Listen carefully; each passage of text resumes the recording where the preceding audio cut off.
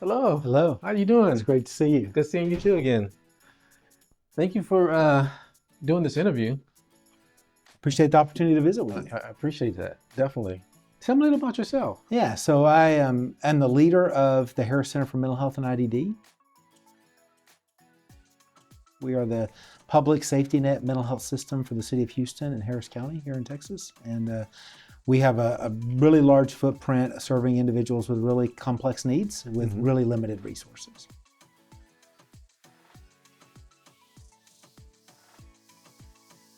And I've been a behavioral health leader my whole career. This is the work I do. It's my passion. So, how many facilities is like yours? Yeah, so we have over 40 locations here across Harris County. Serving last year, we served almost 90,000 unique people across our community. We have almost 2,600 dedicated team members who are all focused on meeting the needs of the mental health and IDD communities here in our county. So, how does it work? Do you work with law enforcement agencies? Do you work with the county, with the city? Yeah, all of that actually. We have a really robust footprint. We've benefited a lot from local investment, local partnerships and collaboration. I think we all recognize mental health is underfunded in almost every community in our country. And so we have tried to maximize our impact by partnerships and by leveraging relationships across our community. So we do. We have really strong long-term relationships with law enforcement, with the district attorney's office, with the courts, and outside the forensic area in general. We certainly serve a much broader community than just that population. Our program allowed the police, when they came in contact with those kinds of individuals and the complaints against them, to take them directly to the Harris Center for IDD, to the Ed Emmett Mental Health Diversion Center, where they're provided an immediate stabilizing environment, coffee, a shower, a bed, and they can stay there for up to several weeks, as some have. And what we saw is an immediate reduction in recidivism among those populations. And with an overcrowded jail, this was a money saver for local government, but most importantly, it kept these mentally ill folks out of our jail and in treatment, which is what makes everything better. So, how does that work with law enforcement? I mean, do you work in connection with them at the jails? How do you operate with them? Yeah, so it's broad-based relationships. We have a lot of different programs, a lot of different efforts where we partner with law enforcement and other agencies, particularly in the criminal justice setting. We have everything from co-responder teams, where we have mental health crisis clinicians that actually go out with law enforcement on calls that are more mental health calls. We've got our counselors embedded in the 911 center for the city of Houston, so that if the call is more of a crisis than a crime, we can be on that call and help figure out perhaps a different response. We have specialty outreach teams, like we have a homeless outreach team where we partner with law enforcement to go out into encampments to try and help identify people who we might be able to serve and support. And then this program that for the facility that we're in right now, our jail diversion program, literally any law enforcement agency in Harris County can drop someone off here to divert them from going to jail when their encounter is really driven by more of a mental health need.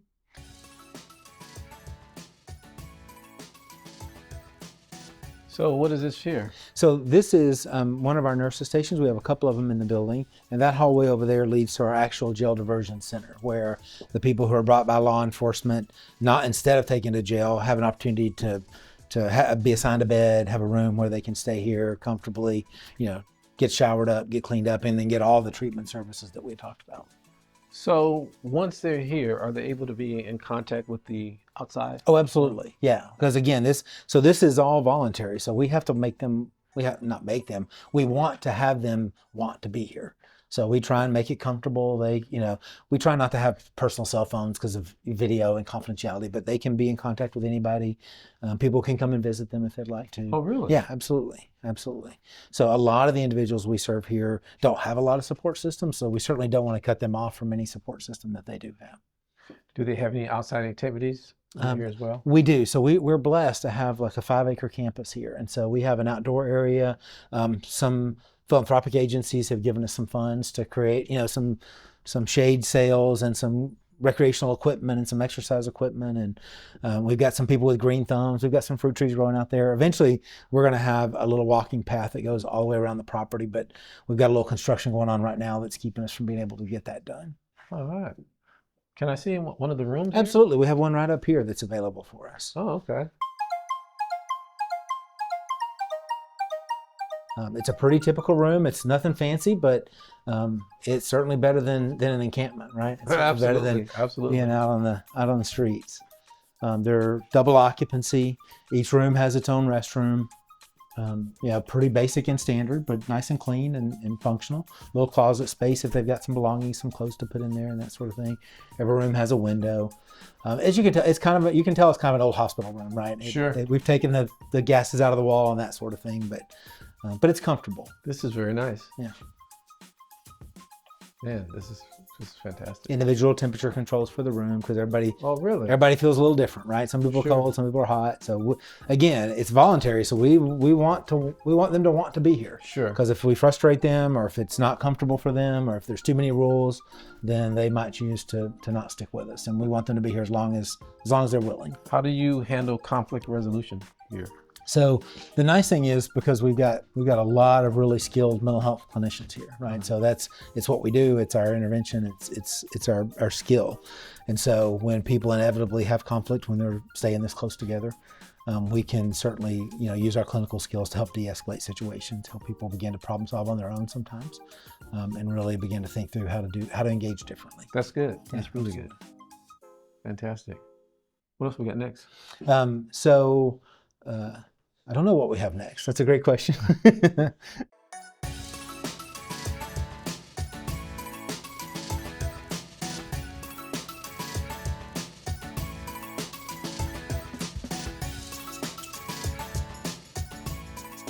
So what determines the person either coming here or going to jail? So really, it a little bit has to do with what the nature of the involvement with the law enforcement agency is. So if it were really, the things that are eligible to come here are low-level, non-violent crimes or accusations, things that really don't create a public safety risk, are divertible. The person has to be willing to come here. They have to voluntarily come here. But if they do, law enforcement can independently just bring them here. They don't call us and get permission. They don't need our blessing for it. There's a kind of an agreed upon range of charges that are divertible, and they bring folks here and drop them off. Our goal is to have them in and out in less than 10 minutes. That's fantastic. So how long has your agency been here? So the Harris Center for Mental Health and IDD has existed since the late 60s. We have been serving this community for a really long time. The Jail Diversion Center opened in September of 2018. Oh, okay. So what was the driving force behind that? It really was a group of our community leaders at the time recognized the need to reduce individuals having to go to jail for what was really probably a consequence of mental illness. They recognized that there wasn't value in that. It didn't serve our community. Most people don't want individuals who are mentally ill to end up in jail just because of their illness. And so they started looking at what are alternatives. And that's about the time I joined the agency and came into this community. And one of my first charges was figure out how we do this. How can we keep people with those low-level crimes from ending up in jail when they really don't need to be? That's what the officers go through in order to determine whether or not someone is appropriate for the diversion center. They use their CIT training to determine whether or not there's an underlying mental illness issue, if that has any factor in the criminal offense itself. The recidivism rate has proven to be very enlightening with a diversion center. About 20% of individuals are responsible for about 40% of the diversions. And that's a fantastic program. I have not heard of any other program like this. Is this something unique to Harris County, or It was one of the very first programs that we were aware of when we started it. We've had the good fortune of it being well received. We've had some really good outcomes and impacts from our program. And so now there are 6 or 7 other communities in Texas that have created a diversion center. There's another one in Georgia that's being stood up right now. So it's beginning to be replicated in other parts of the state and across the country, but we were certainly one of the pioneers in it. So what kind of successes are you having? People not going to jail as a result of being able to come here? How does that, do you have any statistics or numbers? I do. And the interesting thing is really what people are interested in terms of outcomes really is driven by where they sit in the process, right? So Sure. for our friends in law enforcement, obviously one of their big drivers is people not being arrested, not being in contact with law enforcement, not being in the jail. And so what we found from that perspective is that the group who we diverted in our first year, we looked at the year before and the year after their diversion, and there was a 50% drop in new arrests post-diversion compared to pre-diversion. But as you can imagine, you want to be able to extrapolate this and understand what the differences are on a more kind of independent basis. So they created a statistical analysis process, identified a comparison group, and what we discovered when we looked at it purely statistically is that individuals who were diverted were 1.3 times less likely to be booked into jail on a new charge if they were diverted. And then one of the things that was really amazing about it, some of the people in the process says, well, what about people who get arrested a lot? And so we talked about it. I think most of us suspected that if you've been arrested multiple times, that maybe our impact would be a little less. And what we found was the exact opposite. For those who've been arrested 5 or more times, they were 3.5 times less likely to be booked into jail on a new charge. So the impact was greater if they've been arrested more times. We've also done some outcome evaluations, and these were externally done. We didn't do them ourselves. We hired a company to do it. We found that if those who were diverted, they had fewer psychiatric emergency events post-diversion. They also had fewer hospitalizations, and those hospitalizations tended to be shorter when they did have them. And then obviously there's always a financial question that comes into play. And what we have found is that just looking at criminal justice costs, for every dollar we spent on diversion, we avoided $5.54 in criminal justice costs. District attorney, public defender, judges, courts, jail, all of that cost combined, we had a pretty amazing return on that investment for diversion. That's great. So do your staff train the officers? I mean, how does that work? So when we first rolled out the program, we had to introduce it, right? We've got a lot of law enforcement officers. Harris County's 4.8 million people. And so there's lots of deputies and constables and police officers across our community. So we went on a roadshow. We went into roll call meetings. Some of the larger agencies created training videos. Houston Police Department and Harris County Sheriff's Office both created training videos so they could educate people. When they show up here, sometimes they've never been here. We just kind of walk them through the process. It's a very easy process. As I mentioned, our goal is to have them in and out in less than 10 minutes. So we make it very simple, very easy to do. When we moved, at one point we relocated our diversion center, so we had to do a little training around location and how to get here and that sort of thing. But by and large, once it's identified that they want to do the diversion, they show up and we take care of the rest of it for them. So you've been here about 6 years in that diversion program? Correct. So what does Harris County look like without that program? I think what it looked like before. Before we identified in the span of 1 year, we had almost 200 people who waited in jail for over 12,000 days for competency restoration on a misdemeanor trespassing charge. Right. So we had people that were spending time in jail that had no real benefit of being there, taking up important space, limited resources, and often not getting the same kind of help that they might be able to get in the community. So I also know, and I didn't mention this in the outcome piece, but prior to the diversion center, every month about 450 people got arrested that had previously been treated in our system. So we knew they had a serious mental health concern, and they would get arrested. Now that volume is down somewhere around 50 or 60 people a month. So we know that the people who have serious mental illness and at least have come in contact with our system historically are no longer getting arrested at the same rate and not spending the same kind of time in jail as they were before. Did you get any pushback from the local authorities when you rolled it out? No idea is 100% embraced. There were people who were concerned. I think that acceptance has grown over the last 6 years as they realize that this isn't really about people who've committed or accused of serious crimes. This is not public safety kinds of things. These are trespassing. These are failure to ID. These are people impeding the flow of traffic, right? So I think most people have recognized that there's a lot better impact from us engaging them and being able to treat them than there might be us putting them in jail for a few hours and having them be right back out. So can you kind of take me to the process once they arrive here? What happens to them? Absolutely. So law enforcement brings them. We're open 24/7. 7 days a week, 365 days a year. Law enforcement can bring them anytime. They don't call ahead. There's no reservation system, right? They just show up. They walk them in the door. There's a little bit of information, basic information that they give us about the person they're bringing us and their agency. We want to know who it is that brought them. They hand them off.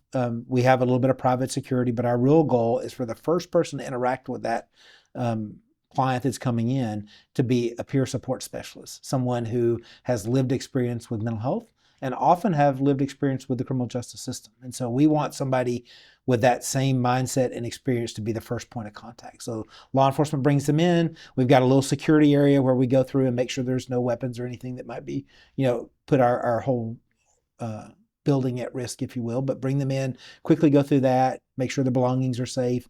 Then a peer support specialist engages them. Often the first question is, can I get you a cup of coffee? Do you need a sandwich? Some of the individuals that we serve here are unhoused, and so they haven't had access to food or medical care.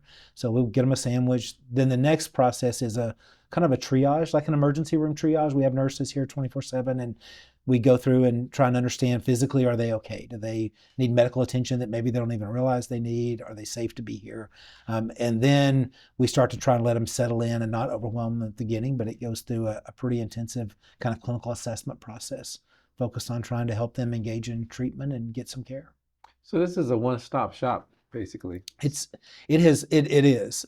We've evolved over time. The footprint has expanded.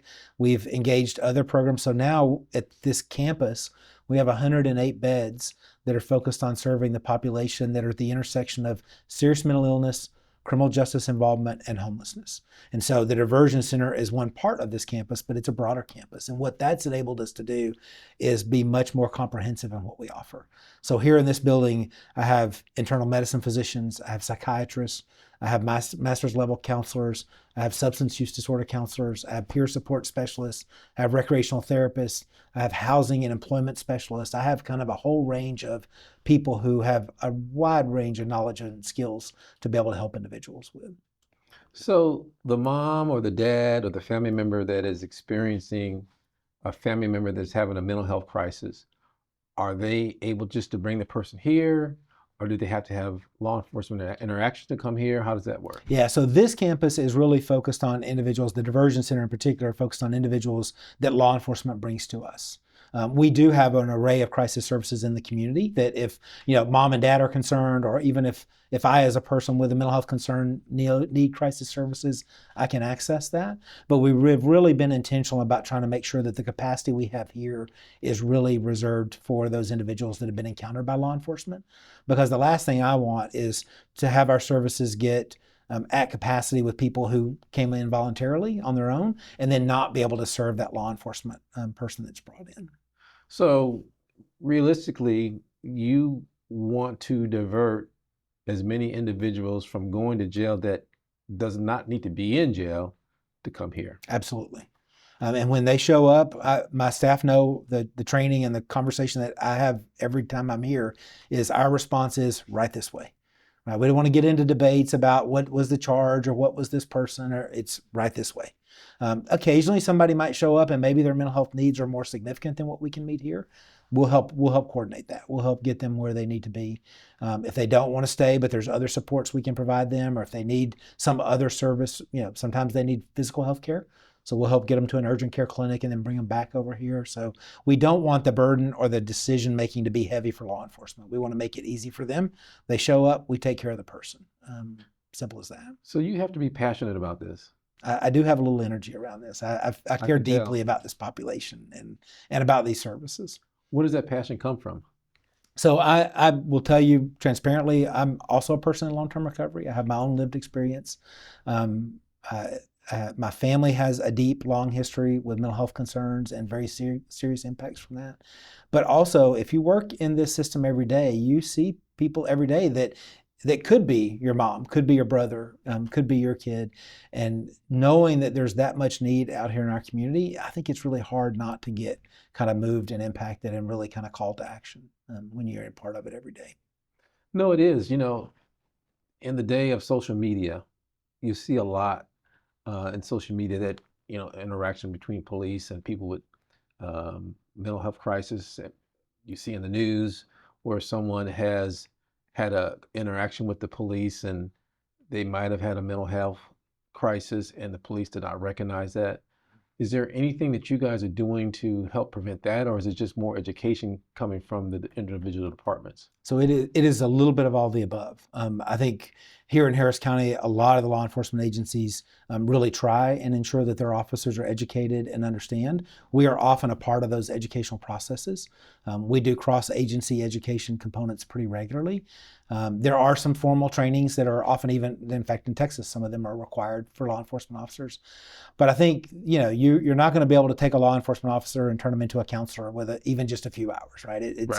It's what they've trained to do. It's what I've trained to do. You can't give them all that knowledge quickly. And so what we've tried to do is figure out how do we come alongside and support law enforcement? How do we create those diversion points? The diversion center is one, but upstream, trying to make it so that if a 911 calls a mental health crisis, law enforcement never even has to show up, right? We can do that. Sure. We have non-law enforcement response teams that can be sent out. We've got another program that I'm really excited about. It's been in place for about 4 years now, where in our community, we've got about 250 tablets that are spread out across a dozen different law enforcement agencies. And if an officer gets sent on scene and they get there and realize, wait a minute, there's a mental health piece here that I don't know, I don't understand, or I don't know what to do with. One icon on that tablet, they touch it and they connect to one of my crisis clinicians through telemedicine. My person is off scene, they're not there, but they do a real-time crisis assessment and triage curbside, right there, and help that officer understand, wait, this is a mental health thing. They may need to go to the hospital, or you know what, we know this person. If you can leave them at home, we'll have somebody respond to their home in the next hour and help support them. Whatever. Sometimes it's resource decision making, but really trying to help fill the gap a little bit with law enforcement, because I think they often find themselves in positions that they may not be prepared to deal with, and there's real significant variance in how much they know and how they know, and in their knowledge of how to respond.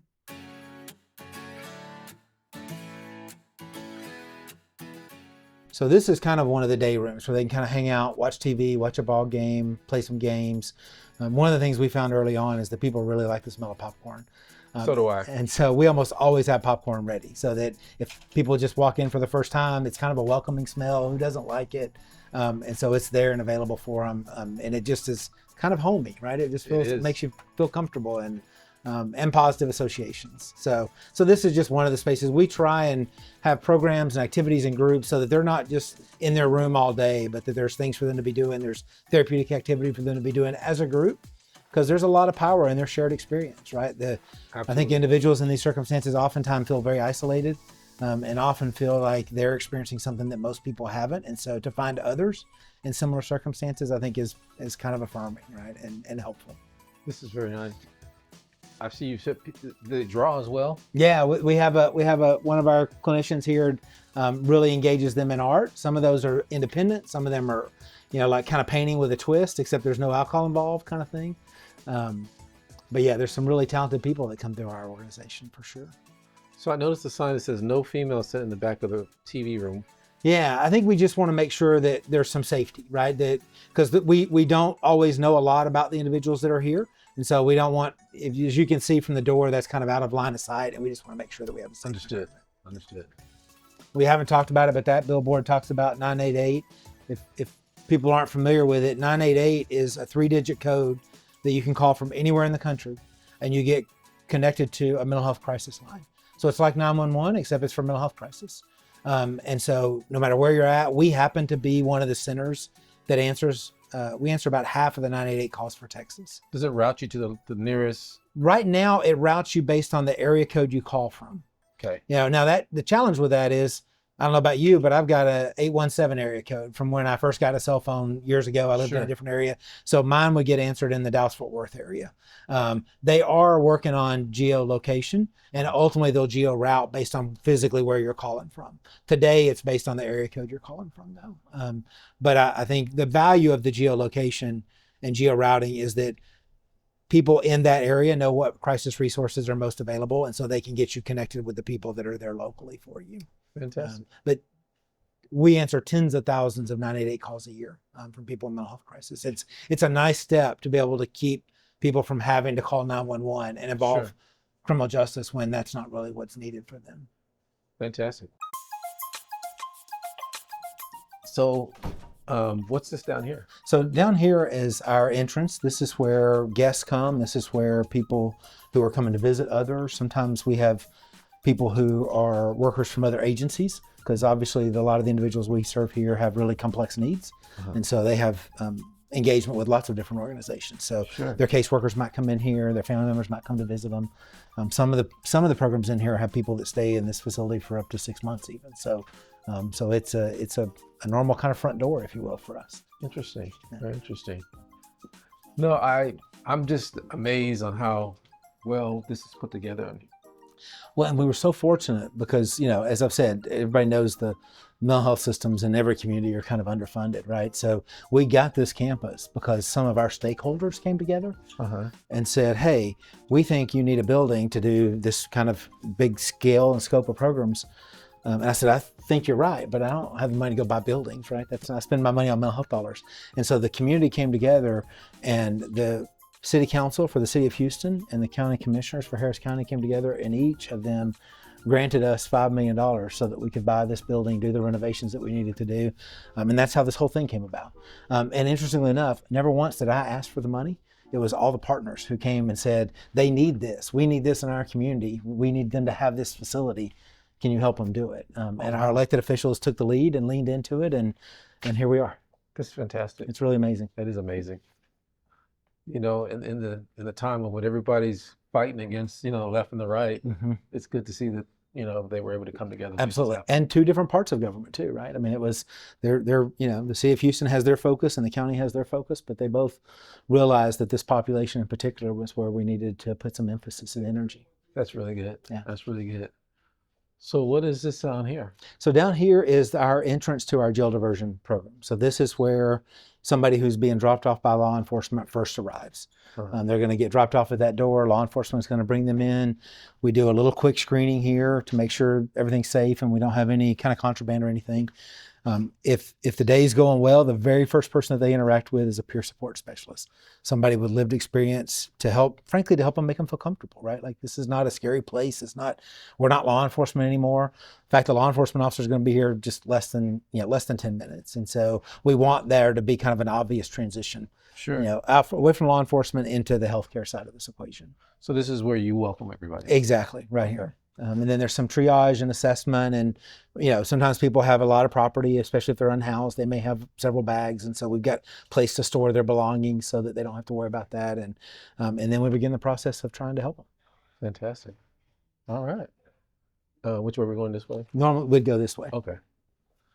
So after you've welcomed you here, what happens next? So there's a series of triages and kind of light assessments that are done, and then we often want to give people a break, right? If they're unhoused, they've been in an encampment, they just had a really intense interaction with law enforcement, so it's a little overwhelming. And so we'll get them into a room, let them relax a little bit. If it's lunchtime, we'll get them into lunch. But over the course of the next several hours, and even sometimes several days, we'll begin kind of really intensive assessments, begin to identify what their priorities are. If they're interested in trying to find work, if maybe that's part of why they're unhoused, or maybe they don't have a permanent place to be, and that's why they keep ending up being picked up for trespassing. It's because they don't, you and I aren't likely to get arrested for trespassing, because at the end of the day, we got a place to go, right? And so we've got housing specialists here. We have recovery coaches. We have kind of a broad range of professionals who can engage with them and help them. And our whole focus is on trying to get them into aftercare after the fact. We want them to keep going in care. Their stay here on average is about 4 days, 4.5 days. But we want them to continue in treatment and recovery well after that. So can they leave anytime they want to? They can. It's totally voluntary. No one is here involuntarily. Everybody is free to come and go. Now, they can't come and go and come and go and come. They can go, right, but they can't just show back up again. But there's no doors locked around here. As we walk around, you'll see nobody's forced to be here by any means. So let's say somebody comes and they leave, and then they have second thoughts and realize they need help and they want to come back. So if it was just a couple of hours, we would certainly welcome them back. If it was a day or two later and they were like, wait a minute, something's going on, then we would certainly help them. We just would probably do it at one of our other locations, one of our other programs. We would probably say, this may not be the right spot, but let's get you over to our crisis residential program. Oh, so we have other absolutely. We have other resources, other facilities. We have crisis respite. We have crisis residential. We have a crisis peers house where just people with lived experience run the whole thing. There's no professionals that are part of the peers house. So everybody that shows up is a part of kind of that recovery process themselves. I'm just amazed at this. I really am. It's an amazing place. It really is super impactful. Today, we're going to talk a little bit about some positivity and how that's going to benefit your life, right? I'm a peer navigator, so I work with our step-down clients.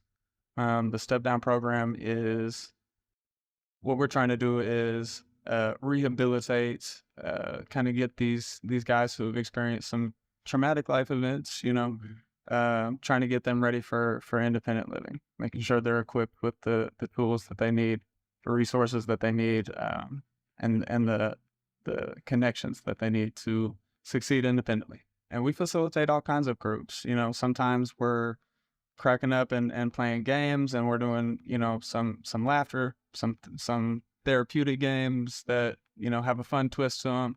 But sometimes we dig a little deeper and we get into those topics that, sometimes aren't fun to talk about, but are necessary. The goal is just to, like I said, equip them with the things they need, equip them with the attitude that they need. So in here, we try to bring that positivity and that light and show them, be an example that,